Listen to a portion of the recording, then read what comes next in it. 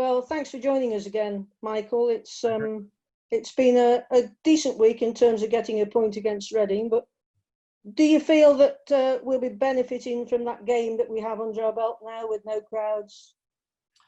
Yeah, I think we will. I think we'll benefit from a number of ways, because obviously you go through the experience of playing without crowd. You go through the experience of playing away, which was a different experience in terms of, the preparation, the travel, everything for the players was a little bit different from the normal, and they needed another number of minutes in their legs, no matter whether that was 90 or whether that was 65 or however long they played in the game. They certainly needed that, because obviously we only had 90 minutes against Derby, given that the postponement of the Manchester United game unfortunately deprived us of some additional minutes. While we're on about no crowds, I like many Stoke supporters, would like to be at the Bet365 tomorrow, and we saw a lot of people around Liverpool celebrating their success last night. But it's really important, isn't it, that we don't have supporters turn up tomorrow as an added distraction for the people working on match day. Yeah, I think we have to, as I say, we know the supporters want to be here. We know that they're desperate to get back into the stadium, and we're desperate to have them. But the reality of the situation is, there's so much work that the club has to put in place to make these games happen. The guidelines are very stringent.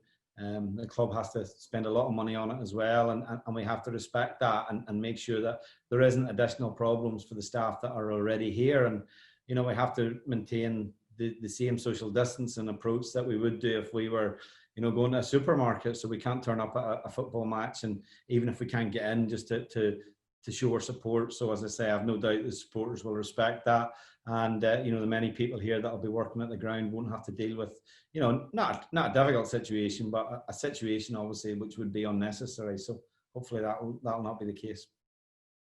Going back to last week, I don't think many people would have predicted the team that you put out on the pitch with 4 centre halves across the back. Alongside that, we had lots of youngsters who came in and played well. Do you feel that you can trust them to carry on in what is going to be such an important game tomorrow?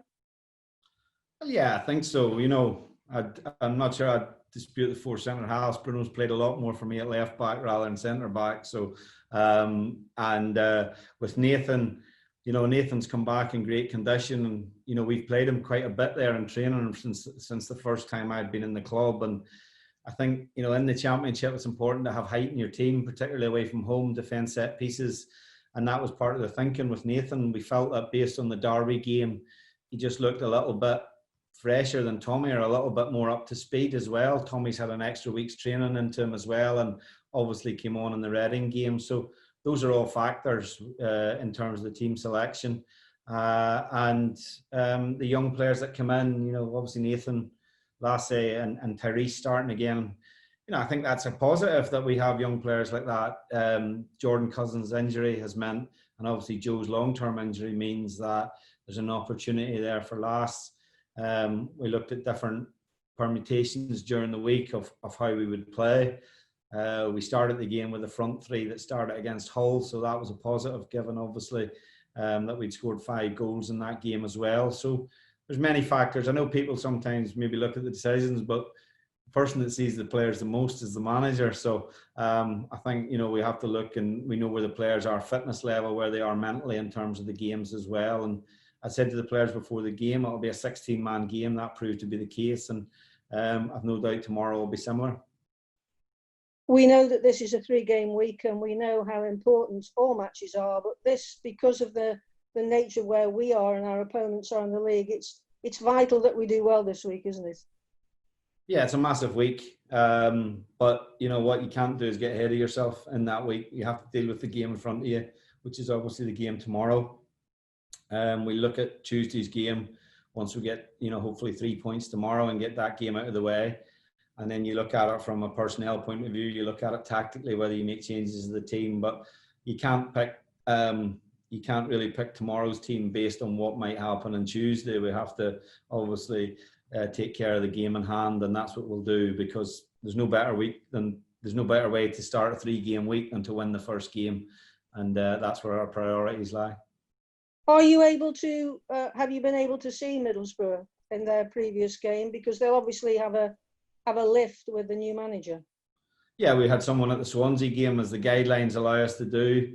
We spent a lot of time on the video that we had already prepared, but obviously it changes somewhat with the change in manager. We look back at, Neil's time, particularly in charge of Cardiff when he was last in the Championship, his most recent appointment, or his most recent job rather. So we look back at, how Neil's teams have played in the past. We also have a little bit of inside information because David Rouse, our goalkeeping coach, had worked under Neil at QPR. So I think we're well versed on what to expect from Middlesbrough. But equally, you're right, we'll have to deal with the fact that a new manager's gone in, and we would expect, obviously, a reaction from, the dressing room in Middlesbrough, and that'll make it, it was always going to be a tough game, but that will probably even add to that. And just a couple of more from me. You played Nick Powell in I would say not his preferred role, but he showed how much he's part of the team, and we know how difficult he is to play against by playing well and doing great in that role that you started him off in and then moved him later on. Yeah, Nick's been great for me, particularly since January going forward. He is a player that can play in a number of positions. I think Nick's position is still open to debate, to be honest, where he's most effective. That'll depend a little bit. We do have injuries in midfield, which means, you have to have the right balance in your team. Nick playing off the left, he gives you a lot by playing off the inside. He's got a really good understanding with Sam Clucas, and he obviously is a goal threat as well, as he proved in both the Hull game and, coming and scoring last week as well. So there's many factors to consider in that, and it's nice to have the ability to, you can drop him in behind the front player and change the shape of the team as well. So those are all things we've looked at. We've worked on that in both scenarios, and it's just a case of, what we may or may not start with tomorrow. And last one from me, how are we on the injury front? Injuries are quite good. Jordan Cousins trained today, which was a positive. We just see how he has to react to that. Ryan trained yesterday, and we just gave him a light session today. We'll see how he is in the morning, make a decision on that tomorrow as well. And other than that, we're just looking at players that are long-term, which is obviously Thibaut and Joe, who are the long-term injuries. But, overall, we're pretty good. The squad look in good shape. They've had a real good week's training, worked very hard, hot conditions, but it's been very enjoyable. And I think we're well prepared for the game tomorrow. Well, good luck, and we'll all be watching on the stream, so do well. Okay, thank you. Thanks, Angela. Thanks, Ange. Dave, do you want to unmute and fire away? Okay. Hi, Michael. Hi, Dave. You must have learned a lot from the Reading game. Did you feel that the fitness of your players was up to the sort of standard that you were expecting? Yeah, I think it was. Sometimes it's easier to evaluate that when you watch the game back rather than when you watch the game at the time, and you think possibly you're reacting to players looking at tired. But I felt that, the substitutions that we brought on gave us the right amount of freshness at the right time and gave us the right impetus that we needed. I thought as the game progressed, we looked the fitter team and the stronger team. There's no doubt that the substitutions helped with that as well. But equally, game by game, the players will get fitter, and the players have had, they've had 3 months plus where they've had responsibility for their own fitness, and that's very frustrating as a club and as a manager that we've had to control that remotely. Since they've come back into the building, they've trained extremely well, and game by game, I'm sure they'll be, the fitness levels will improve and the sharpness will come into it. I think having not played, the disappointing thing for me in the game against Reading was a little bit, I thought in the final third at times we could have taken better care with the ball. We could have been a little bit more decisive at times, but attacking players who haven't played for a long time, that's natural as well. So we would hope to see an improvement in that area of the game tomorrow as well. You must have obviously been pleased with the results against Reading, at least. Was the changing room particularly elated at the end, or was everyone just exhausted? Well, I was actually pleased with the performance as well. So yeah, obviously the result I felt would have been harsh on us had we not taken something from the game. And I think we were dominant in possession. As I touched on earlier, we didn't create as many opportunities in the game as what we would have liked. the opportunities that we gave up to them were a little bit of our own making, and those are things that we have to make sure that we eradicate from our game as well.